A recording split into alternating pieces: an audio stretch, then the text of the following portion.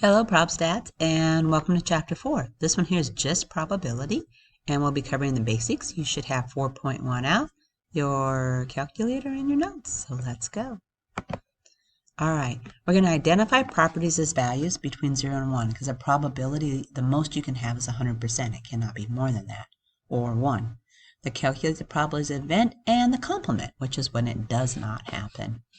Now, an event is any collection of results or outcomes or procedures. So it's just something that can happen. All right, so an event is just a result or an outcome. A simple event is an outcome that cannot be further broken down. So let's say I'm going to have 4 kids. Well, that can be broken down. So I can have 2 boys and 2 girls or so forth. See, that would be the simple events, would be that not the child individually. A sample space is just like before. It's the list of all the possible simple events. So let's go down and see what this means. I want a single birth, right? I want one child. All right, a simple event would be a girl. All right, the complete sample space would be a boy or a girl. Okay, 3 births. Now let's think about this. With 3 births, I can have 2 boys, a girl, which is like this, a boy, boy, and girl. I can then have a boy, a girl, and a boy, or I could have a girl, boy, boy. Those are all simple events just representing 2 boys. All right, and we can continue this on. So I can have 3 boys, then I can have 2 boys in these orders, or I can have 2 girls. Whoops. Forgot the other boy over here. I can have 2 girls in this order, or I can have 3 girls. So you have a total of 8 simple events that can happen here. All right, let's see if you can do this. All right, I've given you an example. A single coin toss is a head. So now I want you to pause and put down all the simple events. I also want you to do it for 2 coins. I gave you some, but not all of them. Okay, and a simple event here would have been a heads or tails. That's all I could get. With 2, I gave you 3. I'm hoping you found the 4th. You can have 2 heads. You can have a head and a tail. You can have tails then heads, or you can have 2 tails. That would be the set of all of your, those should be braces, simple events. Hoping that's starting to make sense to you. Okay, now let's go on to notation and finding probability. Maybe the computer will go. This is no different than the classroom, right? Okay, P, a capital P, denotes probability. That's what it means. A, B, and C are usually denoted events, like specific events. It can be anything, but those are the ones that are usually used. P of A means what is the probability of A happening. So let's go down here. Just remember, just as a probability scale to help you see it. 0 means there's no way it would happen. 1 means it's 100% will happen. 50% is like a 50-50 chance. All right, those are your probabilities. So here, 0.8 or 80%, there's an 80% chance it will, 20% is chance it will not. To actually find it, you find the number of times A occurred, so how many times did I get the event that I want to happen, over the number of times the procedure repeated. So how many times did I actually do this? So let's say, what's the probability of getting heads? And we flip a coin 20 times. What you do is you count the number of times you get heads. So let's say I flip a coin 20 times, which you're going to do, and I get 8 heads. All right, so I did 8 heads over 20 coins, right? Which reduces to what? 4 is 2/5 or 0.2. So I have 2/5 probability, or 0.2, 2/5 point, or a 0.4 chance of getting this, or a 40% chance of getting heads. Okay, we know that's not right, but we only flipped it 20 times. Correct? Not quite enough. All right, I want you to actually flip a coin 20 times and see what you get and calculate your probability of getting heads. That's what this means. Okay, I hope you did well. Hope it was close to 50, because that's what it should have been. Okay, subjective probability is a problem event A is estimated by using knowledge. Like I'm going to say I'm going to get heads 50% because I know there's a 50-50 chance. That's subjective. Okay, what's the probability of getting stuck in an elevator? Okay, we know this is really low, so you're going to guess low. So take a guess. What do you get? My guess is 0.00001 chance. I don't think it's going to happen very often. Okay, so I went and looked it up online. That's actually right. Nope, it's not either. So close. It's 0.12345 chance of getting stuck in an elevator is your actual. Not very high, right? Simulations is when we use the computer to do stuff for us. And if you go on stats, you'll see simulations at the bottom. There's actually one for heads. You can hit probability, you can hit heads and simulate it 20 times or flipping a coin, and you'll count how many times you get heads and how many times you get tails. And it's at random, so you'll get different numbers. All right, there's also a law of large numbers. All right, so if a procedure is repeated over and over and over, the relative frequency, right here, tends to approach the actual probability. So the more I do it, or the larger my sample space is what this is saying, the closer it gets to the real probability or the theoretical probability. So the more times you flip a coin, the closer and closer you should get to 50-50. This means it does not apply to an individual trial. So just because I know the more I flip this, it's 50-50, if I flip a coin once, I don't have, and I want it to be heads, it doesn't apply just to that. Okay? If we know nothing about the likelihood, different possibilities, we should assume that they are equally likely. So if I don't know what should happen, we're going to assume that they both can happen the same. All right, here we go. What is the probability of dying while skydiving?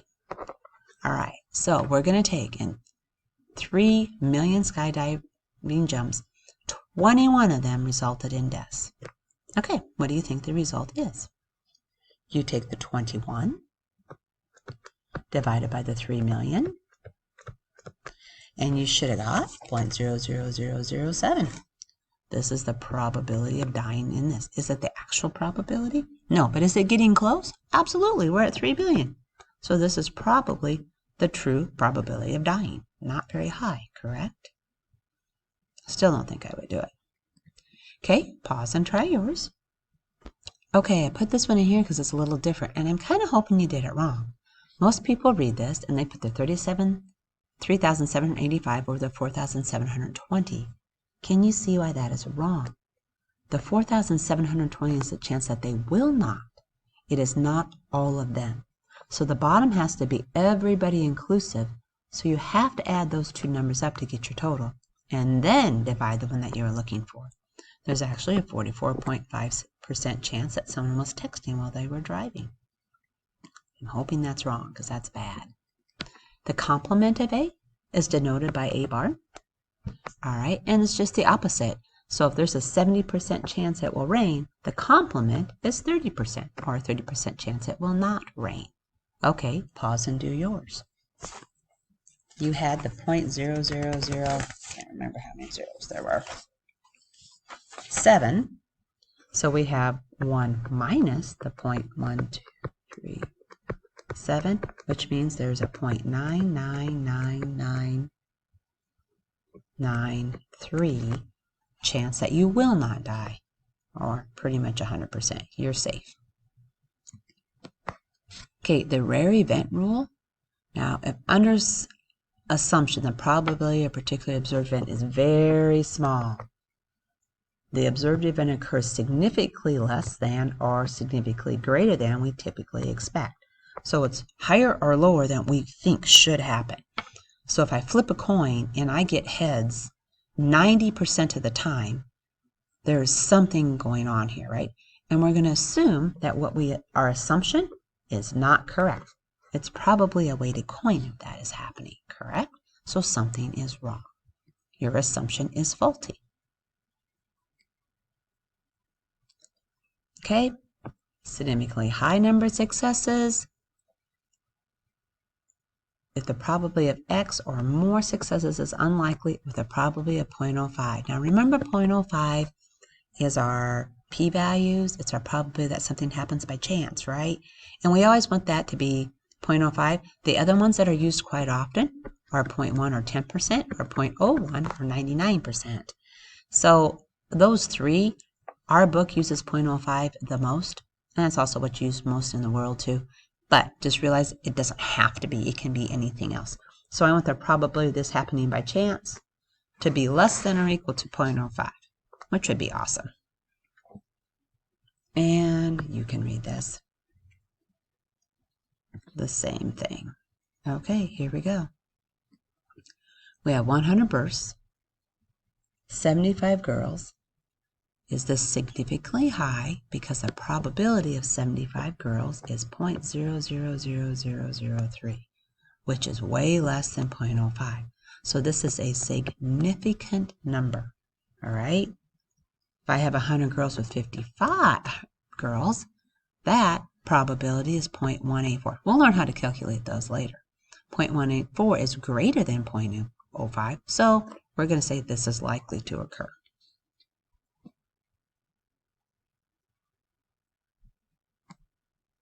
Okay, probability of event is a fraction or decimal number between 0 and 1. Okay, nothing new. It is impossible, then the event is 0. If it's absolutely certain, then the event is 1. This means the probability of A is happening.